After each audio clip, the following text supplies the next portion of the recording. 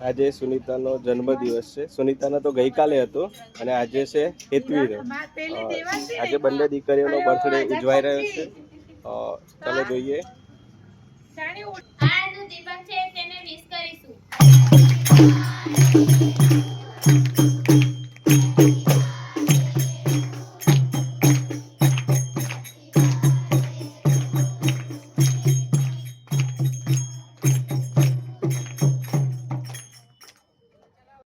શાળાની બંને દીકરીઓ શાળાને છોડ ગિફ્ટ કરી રહી છે. અમારી શાળામાં એક અનોખી પ્રશંસનીય રીતે જન્મદિવસની ઉજવણી કરવામાં આવે છે.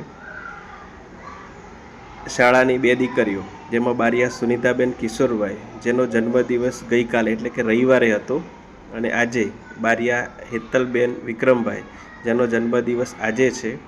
આ બંને દીકરીઓ પોતાનો જન્મદિવસ વૃક્ષારોપણ દ્વારા ઉજવી રહી છે.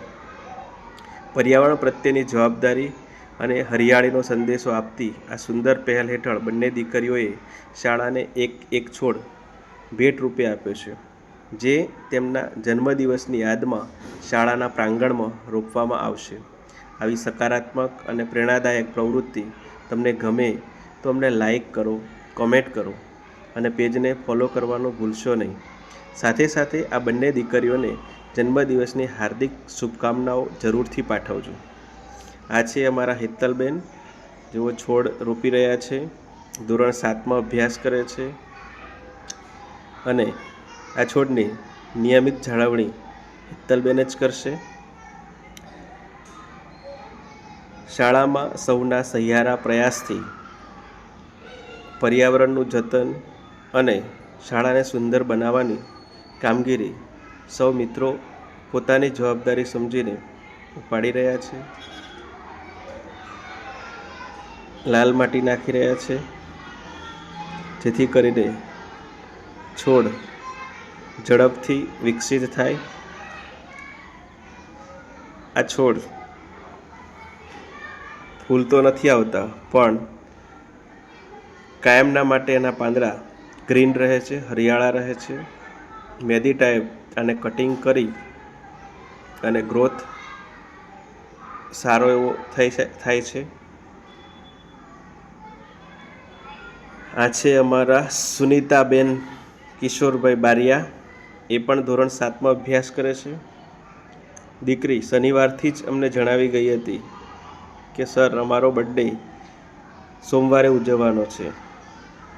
મારો બર્થડે તો રવિવારે છે, પણ સોમવારે ઉજવવાનો છે. અને હેતવીબેનનો બર્થડે આજે સોમવારે છે. બંને દીકરીઓ ખૂબ જ ઉત્સાહથી પોતાનો બર્થડે ઉજવવા માટે. આમ તો છોડ રોપવાનો એમને અવસર મળતો જ હોય છે, પણ જન્મદિવસના યાદમાં અલગ જ ઉત્સાહ હતો એમનો. સરસ મજાના રંગીન કપડાં પહેરીને આવ્યા હતા, તૈયાર થઈને આવ્યા હતા. સુનિતાનો બર્થડે 21/12/2012 અને હેતવીનો બર્થડે 22/12/2013નો હતો. મિત્રો, અમારી આ પ્રવૃત્તિ ગમે તો લાઈક કરજો, કમેન્ટ કરજો, ફોલો જરૂરથી કરજો. અને ફરીથી એટલા માટે વિનંતી કરું છું કે અમને આવી પ્રવૃત્તિ કરવામાં પ્રોત્સાહન મળી રહે. અમારો આશય એટલો જ છે. થેન્ક યુ, આભાર.